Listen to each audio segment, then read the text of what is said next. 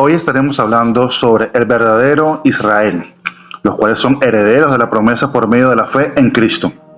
Queridos hermanos, hoy nos sumergiremos en una de las verdades más profundas y a menudo malinterpretadas en las Escrituras, la identidad del verdadero Israel de Dios. Muchos asumen que la salvación es un derecho de nacimiento biológico o una herencia étnica, pero la Biblia nos revela un plan de redención progresivo que no se centra en la descendencia natural, sino en la descendencia espiritual de Abraham.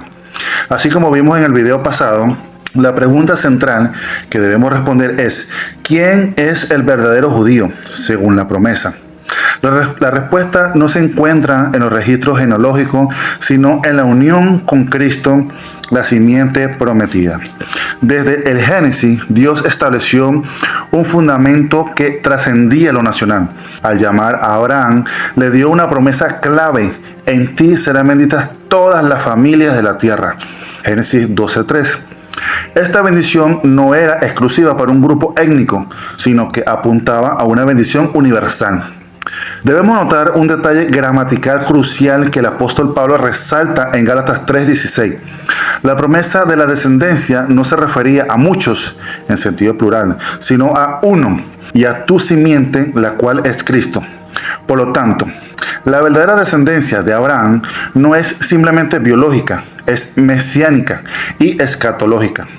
Cristo es el cumplimiento singular de todo lo prometido al patriarca. Sin Cristo, la conexión con Abraham carece de valor salvífico. Es un error teológico grave pensar que todo judío étnico es salvo por el simple hecho de ser judío. Yo soy salvo solamente por ser judío. La misma escritura refuta la idea. Pablo es categórico en Romanos 9:6 al decir: no todos los que descienden de Israel son israelitas. En Mateo, el mismo Jesús le dice a los fariseos: ustedes son de su padre el diablo, porque la voluntad de él quieren hacer, y él ha sido homicida desde el principio, y en él no hay verdad porque él es padre de mentira. Si fueran hijos de Abraham, sus obras hicieran. Acá vemos que los fariseos eran descendientes de Abraham según la carne, pero al no creer en Jesús, el Mesías, su Salvador, y preferir vivir bajo la ley, caen de la gracia de Dios y ya no son hijos de Abraham según la promesa. Y es que en Hechos 3:23 nos enseña que el que no oyere al profeta, acá está hablando Pedro acerca de Moisés, el cual dice que Dios levantaría un profeta como él, y el que no lo oyere sería desgarrado del pueblo de Israel. A lo largo de la historia sagrada, Dios siempre ha hecho una distinción entre el Israel natural y el Israel de la promesa. Isaac e Ismael. Uno nació según la carne y el otro por la promesa. Eso lo vemos en Gálatas 4:22 al 31, en el cual Pablo hace una alegoría explicando que la verdadera ciudadanía es la Jerusalén celestial. 2. Jacob y Esaú. La elección no se basa en las obras ni en la primogenitura carnal, sino en el propósito soberano de Dios. Romanos 9:11. Vemos que Esaú era el primogénito y aún así Dios eligió a Jacob desde el vientre, mostrando su soberanía. 3. El remanente. En tiempos de Elías, Dios preservó a 7,000 hombres que no doblaron rodilla ante Baal. Pablo utiliza este ejemplo para enseñarnos que hoy también existe un remanente escogido por gracia. Y no es que Dios haya rechazado a su pueblo, sino que siempre fue por un remanente fiel. En el desierto también se salvó un remanente, el cual fue el que creyó en Dios. Ese remanente fue el que entró a la tierra prometida. Cuando leemos en Romanos 11:26 que dice todo Israel será salvo, no debemos interpretarlo como la salvación automática de cada individuo judío. Pablo está citando Isaías 59:20, donde se aclara que el Redentor vendrá a los que se volvieran de la iniquidad.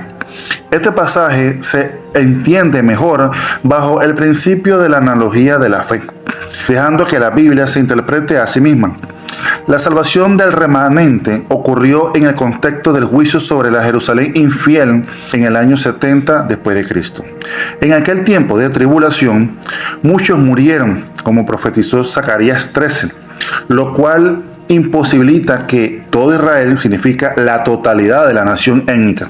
Es que si partimos de la premisa de que en la gran tribulación todo Israel étnico será salvo, tenemos que entender que en la gran tribulación que se enseña en el dispensacionalismo hay 21 juicios, los cuales son 7 sellos, 7 copas y 7 trompetas. En el cuarto sello muere 1/3 de la población. No dice excepto Israel. En la sexta copa muere 1/4 de la población. No dice excepto Israel.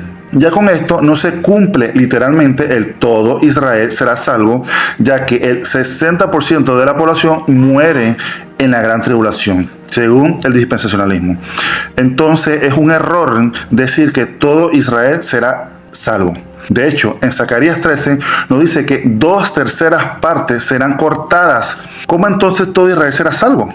En la actualidad existe una profunda confusión teológica que lleva a muchos, por ignorancia de las Escrituras, a justificar las acciones políticas y militares del Estado moderno de Israel bajo la premisa de que son el pueblo de Dios. Si bien la Biblia habla de un remanente, de que los propósitos eternos para el linaje de Abraham, el mensaje del Evangelio y de los profetas, como Zacarías, subraya que Dios no es indiferente a la injusticia, la misericordia y la rectitud. Confundir una nación política contemporánea con el Israel espiritual o el remanente purificado por fuego puede llevar al error de validar atrocidades que contradicen el carácter de un Dios que aborrece la opresión y la sangre inocente. La verdadera identidad del pueblo de Dios no se basa en una bandera o un ejército, sino en la obediencia soberana y la transformación del corazón. Vemos que bajo el pretexto de versículos bíblicos para defender a Israel, porque son el pueblo de Dios, pero entonces Dios le dio licencia para matar, asesinar niños, gente inocente, y lo peor de todo, que al final todos serán salvos. Vemos que por fanatismo e ignorancia apoyamos o apoyan a gente genocida, el cual Dios nos rendirá, nos pedirá cuenta de ello. La salvación siempre ha sido por medio de la fe en la simiente y no por dos caminos distintos. Dios no tiene dos pueblos. Él ha unido a judíos y a gentiles en un solo nuevo hombre, en Cristo Jesús. Efesios 2:11 al 22 lo podemos leer. Hermanos, el verdadero judío no es el que lo es exteriormente por una marca en la carne. El profeta Ezequiel y el apóstol Pablo coinciden. El verdadero pueblo de Dios es aquel que ha recibido un corazón nuevo, el de carne, y una circuncisión espiritual, como enseña Romanos 2:29. El verdadero judío es el que lo es en el interior, y la circuncisión es la del corazón en espíritu. Por lo tanto, vuestra identidad no depende de vuestra genealogía, sino de vuestra regeneración. Si sois de Cristo, entonces sois verdaderamente simiente de Abraham y herederos según la promesa. Gálatas 3:29. El plan de Dios siempre ha sido uno solo, desde el pacto con Abraham hasta la culminación en el Nuevo Testamento. El hilo conductor es el Israel espiritual, compuesto por todos los redimidos de toda nación, tribu y lengua. No basta con pertenecer a una tradición. Hoy el llamado es a reconocer que el muro de separación ha sido derribado en la cruz. Somos conciudadanos de los santos y miembros de la familia de Dios. Vivamos pues como el Israel de Dios, en santidad, unidad y con la certeza de que nuestra ciudadanía es celestial.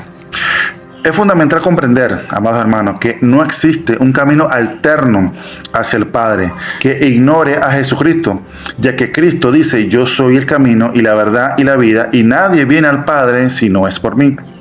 Existe hoy una peligrosa falacia que sugiere que los judíos no necesitan el Evangelio, porque supuestamente serán salvos de forma automática o masiva durante una futura gran tribulación, el cual echa por tierra el sacrificio de Cristo en la cruz, ya que si ellos, los judíos, se salvan solo por su etnia o sangre, ¿para qué Cristo murió en la cruz? Sin embargo, la Escritura es clara: la salvación siempre ha sido por la fe en la promesa, que es Cristo. Pablo nos enseña que el endurecimiento de una parte de Israel ocurrió precisamente para que el evangelio corriera hacia todas las naciones, pero también para provocar a Israel a celos, moviéndolos a buscar la misma salvación que ahora nosotros disfrutamos.